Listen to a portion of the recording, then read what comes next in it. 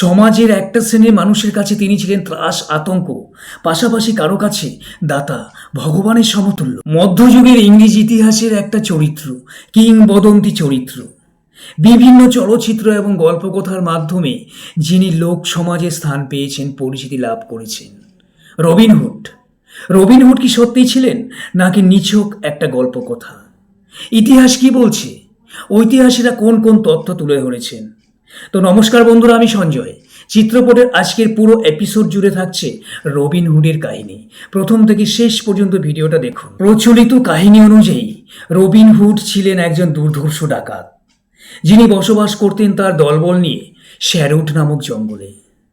Robin Hood এমন ডাকাত ছিলেন যিনি ধনীদের কাছ থেকে সর্বস্ব লুট করে বিলিয়ে দিতেন অসহায় মানুষদের মধ্যে। এইভাবে রবিনহুড আস্তে আস্তে হয়ে ওঠেন ধনীদের চোখে ত্রাস এবং গরিবের চোখে ভগবান। 13 শতকের কিছু নথিতে রবিনহুড নামের উল্লেখ পাওয়া যায়।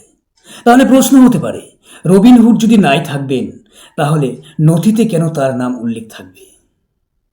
রবিনহুড অ্যাকচুয়ালি ঐতিহাসিকদের মতে কোনো একক ব্যক্তি ছিলেন না। রবিনহুড ছিলেন ডাকাত দলদের একটা সমষ্টিগত নাম। বর্ণিত কাহিনীতে এটা উল্লেখ করা হয়েছে যে রবিনহুডের একজন প্রেমিকা ছিলেন, যার নাম মেড মেরিয়ান। এই অংশে রবিনহুডকে রোমান্টিক চরিত্রের সাথে তুলনা করা হয়েছে।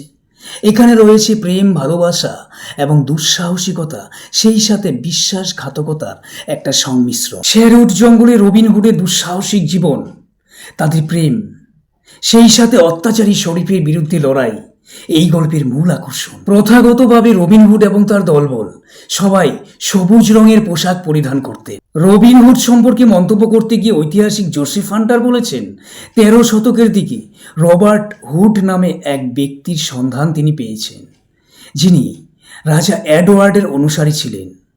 জোসেফ হান্টারের মতে রবার্ট হুড নাম থেকেই হয়তো রবিনহুড নামটা এসেছে। তবে কল্পনা বাস্তব যাই হোক না কেন, রবিনহুড একটা প্রতীক হিসাবে কাজ করছে। আজও মানুষের সমাজে, মানব সমাজে এক জ্বলন্ত শিখা হিসাবে তিনি চলমান। সবাইকে নমস্কার জানাচ্ছি এতক্ষণ সঙ্গে থাকবার জন্য।